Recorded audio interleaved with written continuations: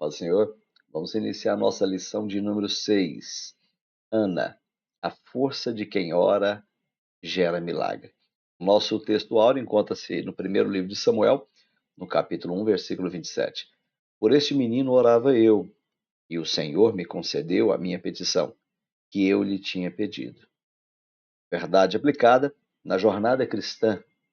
Em todo o tempo, devemos expressar um viver marcado por humildade, oração, perseverança, fidelidade e gratidão ao Senhor. Nossa leitura prática está no primeiro livro de Samuel, no capítulo 1, versículos 10, 11, versículos 20, 21 e 22. Vou ler. Ana, 1 Samuel, capítulo 1, versículo 10. Ela, pois, com amargura de alma, orou ao Senhor e chorou abundantemente. E votou um voto, dizendo: Senhor dos exércitos, se benignamente atentares para a aflição da tua serva, e de mim te lembrares, e da tua serva te não esqueceres, mas à tua serva deres um filho varão, ao Senhor o darei por todos os dias da sua vida, e sobre sua cabeça não passará navalha. Versículos 20. Sucedeu que, passando algum tempo, Ana concebeu e teve um filho, e chamou seu nome Samuel, porque dizia ela: o tenho pedido ao Senhor. Versículo 21. E subiu aquele homem, Eucana, com toda a sua casa, a sacrificar ao Senhor o sacrifício anual e a cumprir seu voto. Porém, Ana não subiu, mas disse a seu marido: quando o menino for desmamado, então o levarei, para que apareça perante o Senhor e lá fique para sempre. Nosso estudo de hoje é sobre Ana. O nome dela significa graça. Ela é uma mulher que, apesar de seu nome ser tão bonito, né? Graça, ela viveu sob a sombra da angústia. Ana é a mãe de Samuel. Ela não está apenas nas páginas do primeiro Samuel. Ela está gravada no nosso coração como exemplo vivo de que a oração persistente alcança o céu. Sua jornada é a prova de que nossa maior dor pode se tornar o berço do nosso maior propósito. Vamos nos preparar para aprender um pouquinho com a vida de Ana. Eu daria como título para essa primeira parte assim: a história de Ana, a humildade que precede a honra. O orgulho precede a queda. Antes da queda sempre vem o orgulho, mas a humildade precede a honra. Nossa jornada começa com um cenário de profunda dor. Ana, amada pelo marido Eucana, carregava a chaga da esterilidade. Naquela época era uma verdadeira maldição. E como se não bastasse ela não poder ter filho, essa dor interna, ela enfrentava humilhação constante de Penina, a outra esposa de Eucana. Ana carregava no ventre o vazio de uma alma amargurada. Um grito silencioso por um milagre que parecia inalcançável. Mas é aqui que a história se eleva. Onde a fraqueza humana é exposta, a graça divina está prestes a se manifestar. Primeiro ponto: humilhação e atitude. Ana nos ensina que a vitória esperada é precedida pela humildade. Leia Provérbios, capítulo 15, versículo 33. Ela se humilhou diante de Deus, não diante da rival, transformando o pátio do templo em seu altar pessoal. E ela fez um voto. Em seu clamor, Ana fez um voto solene. Ela não pediu um filho para si. Ela o prometeu ao Senhor por todos os dias da vida. E ela usou sua dor para gerar um propósito eterno. Ela compreendeu que o filho desejado não era o fim da sua oração, mas um instrumento de Deus para inaugurar a galeria dos heróis da fé. Saul e Davi está lá em em Hebreus capítulo 11, versículo 32. A pergunta é: qual é o propósito que você está disposto a gerar a partir da sua maior aflição? São as aflições da nossa vida que podem ser um instrumento do propósito de Deus. As decepções que nós temos na vida, elas nos ensinam muito. Você sabe que é muito bom quando a gente se decepciona com as pessoas? Porque quando a gente se decepciona, isso aqui é uma aula que Deus está dando para nós, dizendo: coloca sua confiança em mim, para de colocar sua confiança nos outros. Quando eu me decepciono, isso é uma aula também para que eu não tenha o orgulho de achar que sou bom. É por pura graça, por pura misericórdia que nós estamos e nós fazemos a vontade do Senhor. Mas agora, no silêncio, um choro rompeu, rasgou esse silêncio no céu. Ana é lembrada para sempre por três pilares: fé, oração e perseverança. A oração dela não foi um murmúrio, mas foi um grito da alma, um choro sincero. A Bíblia diz que ela orou com amargura de alma e chorando muito.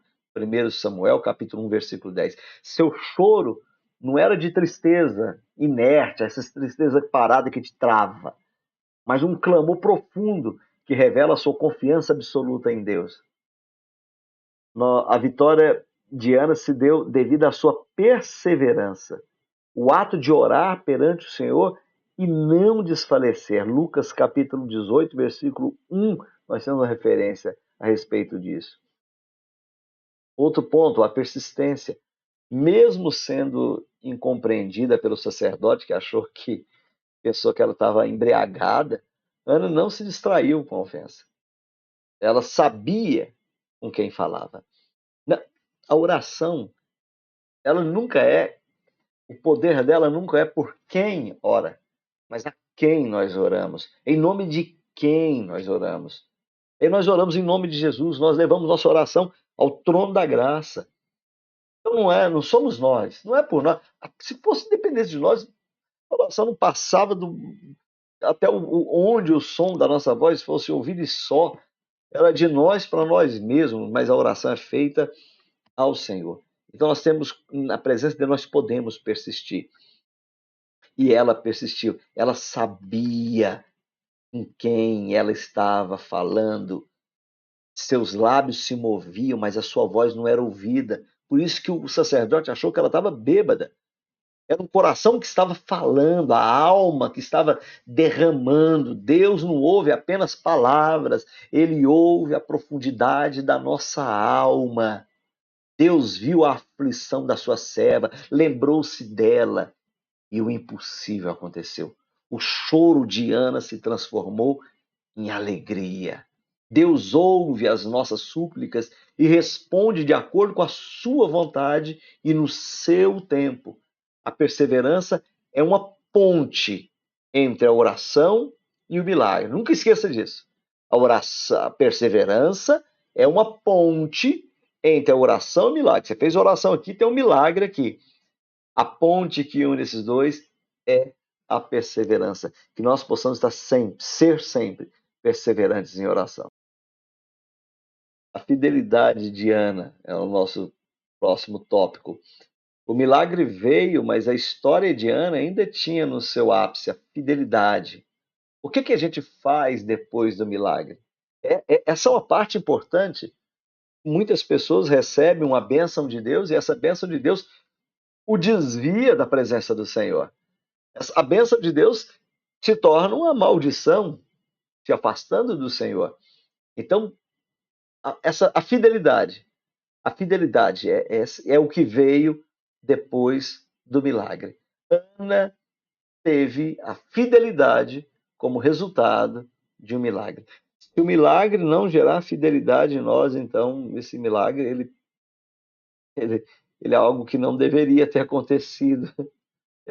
Ou melhor, era melhor não que não tivesse acontecido. Se uma bênção que Deus vai te dar, ela vai te afastar do Senhor, algo está errado, algo extremamente errado.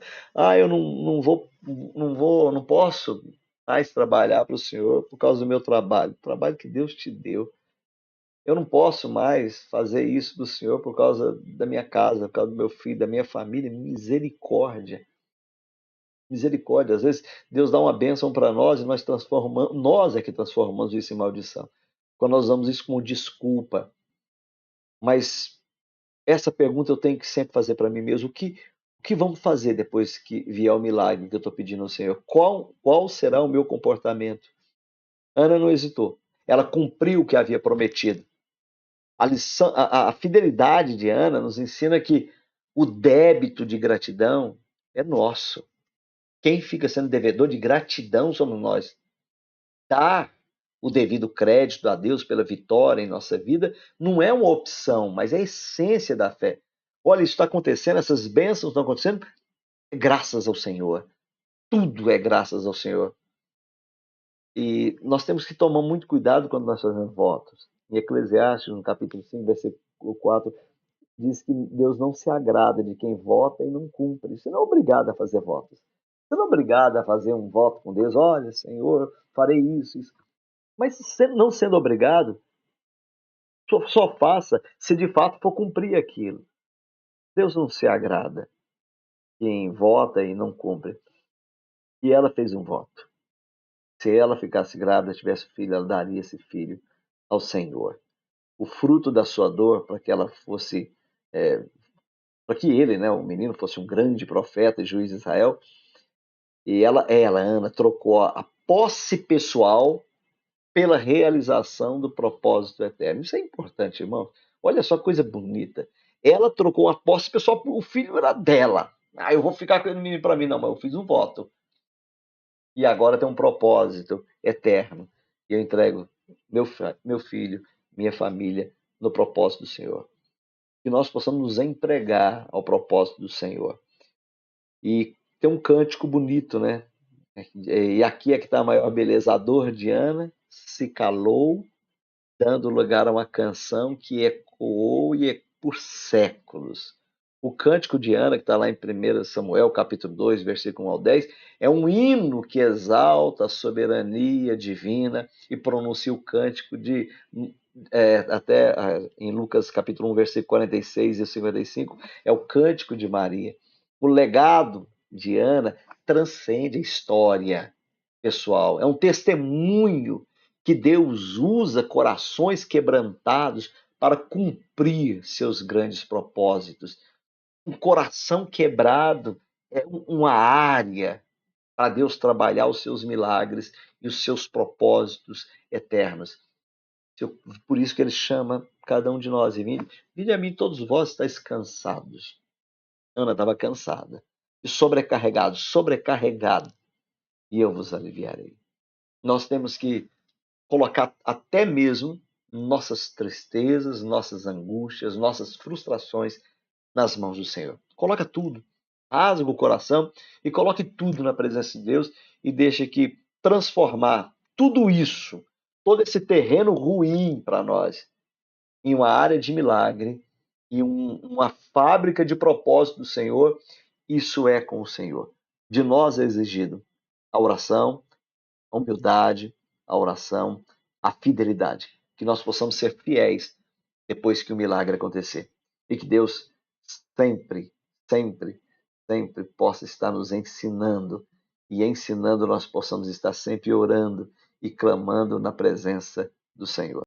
E para nós podemos encerrar nossa lição de hoje, como conclusão, nós podemos tirar e aprender que Ana nos mostrou e nos mostra ainda que uma vida de dor, entregue a Deus com fé e perseverança, se transforma em uma fonte inesgotável de inspiração, em um testemunho poderoso que unge reis e estabelece o futuro de uma nação.